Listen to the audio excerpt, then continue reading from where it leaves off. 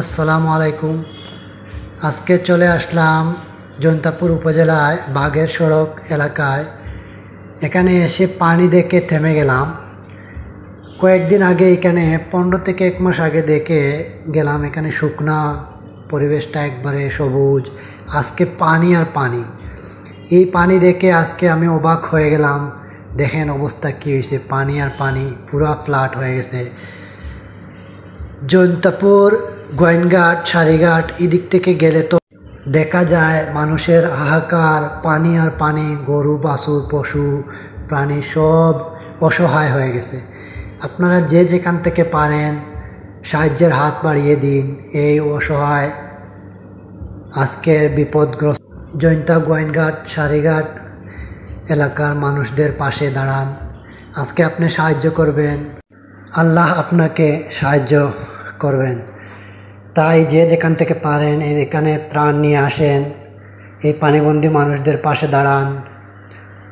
আরেকটি কথা না বললে না হয়, বাংলাদেশের প্রতিটি জেলায় কখনো কখনো অনেক বিপদ চলে আসে। আমাদের দেশ বিদেশ থেকে সবাই মিলেমিশে সাহায্যের হাত বাড়িয়ে দিয়ে এগিয়ে নিয়ে যান। এরকমই এগিয়ে নিয়ে যান। সবাইকে ধন্যবাদ এগিয়ে নিয়ে যাওয়ার জন্য।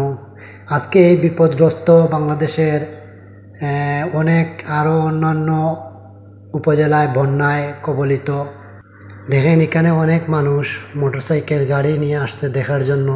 অনেকে সাহায্যের হাত বাড়িয়ে দিয়েছেন। যারা সাহায্যের হাত অলরেডি বাড়িয়ে দিয়েছেন তাদেরকে জানাই আমার পক্ষ থেকে ও জনতাবাসী ও বন্যার্তদের পক্ষ থেকে অনেক অনেক শুভেচ্ছা ও দোয়া। আসেন, আমাদের অনেক বড় বড় ধনী লোকেরা আছেন, টাকার পাহাড় আছে, দেশ বিদেশে অনেকের টাকার অভাব নেই। তারা এই সাহায্যের হাত বাড়িয়ে দিন যাতে এই গরিব মানুষগুলার উপকারে আসে। আমার সাথে ছিলেন আমার বন্ধু গৌসুদ্দিন। অবাক হয়ে গেলাম আমরা এই পানি দেখে। আল্লাহ সবাইকে হেফাজত করো মাবুদ, সবাইকে সাহায্য করো।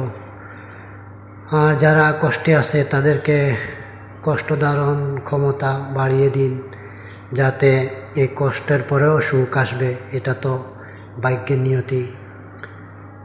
আর এই বিপদ থেকে আমাদেরকে রক্ষা করো মাবুদ, তুমি একমাত্র উসিলা, তুমি একমাত্র রক্ষাকারী। তোমার কাছে আমরা ক্ষমা চাই, ক্ষমা প্রার্থনা করি।